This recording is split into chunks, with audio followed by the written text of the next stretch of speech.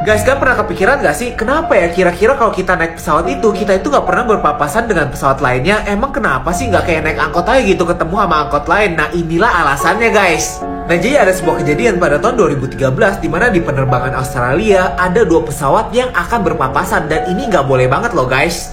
Kejadian ini dimana ada 2 buah pesawat, yang pertama dari Sydney, yang kedua dari Perth, dimana mereka tuh bertemu di titik tengah, dan seharusnya ini mereka nggak berpapasan sama sekali. Nah, untungnya di sini salah satu pilot pesawat tersebut langsung mengubah arah anginnya, dimana dia itu lebih rendah lagi terbangnya agar mereka itu tidak bertabrakan sama sekali.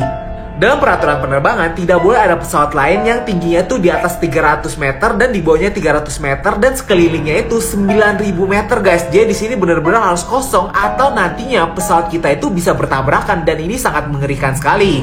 Nah, jadi kalau kalian melihat pesawat kalian berpapasan dengan pesawat lain, itu artinya udah bahaya banget, pesawat kalian udah nyaris tabrakan guys. Oh my god, inilah yang akan terjadi bila pesawat yang kalian tumpangi tersambar petir. Kejadian ini terjadi pada tahun 2013 di mana sebuah pesawat Turki disambar petir ketika melakukan perjalanan. Di sini mereka itu tersambar petir di bagian mesin sebelah kanan sebelah sini guys. Tiba-tiba petir besar langsung menyambar di bagian mesin pesawat tersebut sehingga membuat mesin pesawat ini menjadi terbakar seperti ini.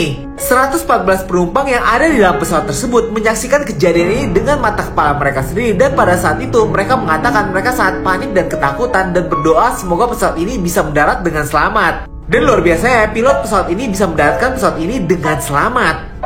Ini adalah alasan kenapa kalian itu hanya boleh membuka pintu pesawat ketika dalam keadaan darurat. Apakah benar bisa kehisap keluar? Kejadian ini terjadi pada tahun 2013 di mana terjadi di sekitar pantai Miami. Ada sebuah jet pribadi yang sedang membawa seorang penumpang yang pada saat itu penumpangnya ini ngeyel banget. Dia itu mengatakan dia ini ingin melihat pemandangan sehingga dia itu membuka jendela pesawatnya ini.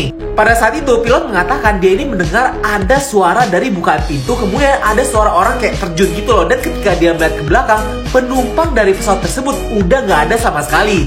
Dan pada saat itu pilot kembali ke bandara dan menceritakan kisahnya ini. Pada saat itu dia mengatakan dia tidak yakin penumpangnya ini terhisap keluar dari pesawat atau dia itu loncat dari pesawat tersebut. Dan yang mengerikan, sampai saat ini penumpangnya itu belum ditemukan guys. Ini adalah model transportasi di masa depan yang bisa membawa kalian keliling dunia hanya dalam waktu 6 jam. Alat transportasi ini disebut dengan tabung evakuasi yang bisa bergerak dengan kecepatan 6.500 km per jam. Dan tabung ini bisa memuat 6 orang bersama dengan barang-barangnya. Jadi totalnya itu bisa memuat 183 kg. Kelebihan dari transportasi tabung evakuasi ini adalah sangat murah sekali dan sangat tenang. Jadi berbeda seperti kereta, itu kan cukup berisik dan banyak goyangannya. Nah, kalau ini tidak ada gesekannya tapi jauh lebih aman, tidak seperti pesawat yang harus terbang ke atas udara dulu. Dan gilanya guys, tabung ini diperkirakan bisa melewati benua Amerika hanya dalam waktu 45 menit dan dari Amerika itu ke Cina hanya dalam waktu 2 menit. Apalagi kalau mengelilingi dunia, kalian hanya butuh waktu 6 jam doang. Nah, tapi memang kekurangannya itu hanya bisa membawa sebanyak 6 penumpang doang. Nah, gimana menurut kalian? Kalian bisa bayangin gak sih di masa depan kita bisa keliling dunia kurang dari 1 hari? Ini adalah teknologi-teknologi yang ada di jalanan Belanda yang bakal bikin kalian terkagum-kagum. Jadi rupanya di jalan tol Belanda itu ketika siang hari ini menyimpan tenaga dari matahari sehingga pada malam harinya jalanannya itu bisa glow in the dark seperti ini. Jadi bisa menyala di tengah malam. Dan luar biasa ya, ketika turun salju, jalanan di sana bisa mendeteksi kalau misalnya suhunya ini di bawah 0 derajat Celcius, dia akan keluar simbol salju seperti ini sehingga pengemudi bisa berhati-hati kalau jalanannya itu sedang licin. Dan lampu jalanannya di sana akan otomatis ketika dilalui mobil seperti ini agar lebih hemat daya baterainya. Dan luar biasanya juga ada lampu yang bisa memantul ketika menerima sinar dari mobil. Jadi baru menyala ketika ada mobil yang menyalakan lampunya seperti ini. Dan di sana mobil elektrik itu bisa mengisi daya dari baterainya itu hanya melalui jalur khusus seperti ini. Jadi baterainya tidak akan mati di tengah jalan. Dan kalian tau gak sih yang bakal bikin kalian kaget banget? Teknologi seperti ini udah ada di Belanda sejak tahun 2013. Kapan ya di Indonesia?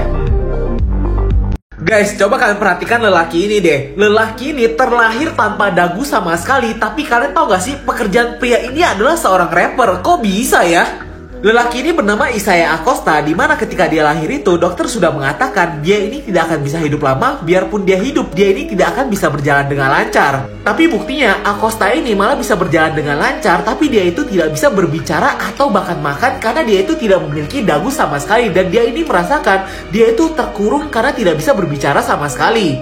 Pada saat dia merasakan dia ini terkurung di dalam tubuhnya sendiri, dia mengatakan dia mendengarkan musik, dia merasakan dia itu menjadi bebas, dia bisa mengekspresikan dirinya seutuhnya, dan dia itu berbicara menggunakan teks. Pada akhirnya dia memutuskan untuk menjadi seorang rapper, tapi untuk mewujudkan mimpinya ini dia itu tidak bisa sendirian, sehingga dia membutuhkan seseorang untuk bernyanyi, sedangkan dia itu menuliskan lagu-lagu yang akan dinyanyikan. Dan luar biasanya, akhirnya dia berhasil menjadi seorang rapper dengan lagu yang sangat diminati oleh orang-orang. Keren banget.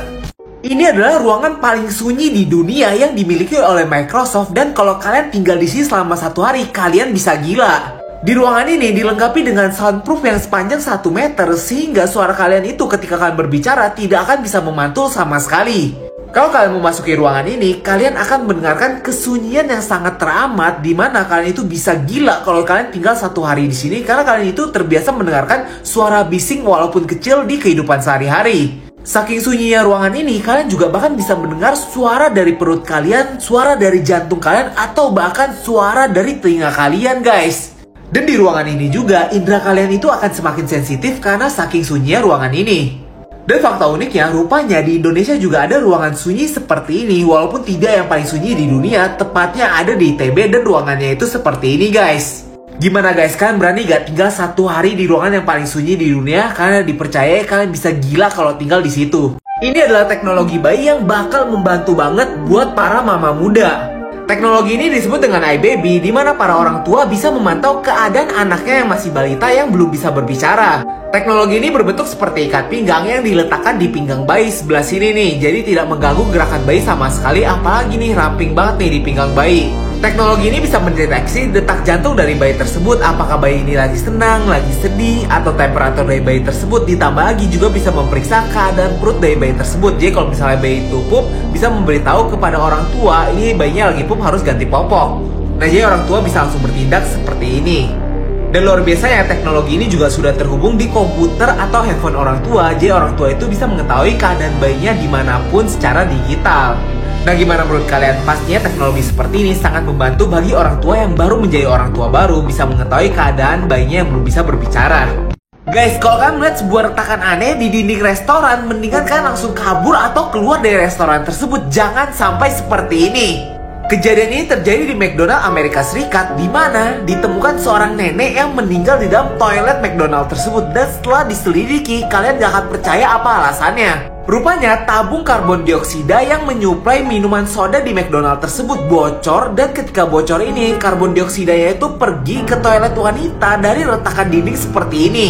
Dan pada saat itu kebetulan banget ada seorang nenek yang berusia 80 tahun masuk ke dalam toilet tersebut, dan beberapa saat kemudian nenek ini tidak sadarkan diri, dan beberapa saat kemudian lagi nenek ini sudah meninggal karena menghirup karbon dioksida yang bocor ke dalam toilet wanita tersebut. Nah, jadi kalau kalian melihat hal aneh di tempat kalian makan atau di tempat kalian sedang beraktivitas, mendingan langsung kabur aja, jangan pernah asal masuk seperti ini. Berbahaya banget guys.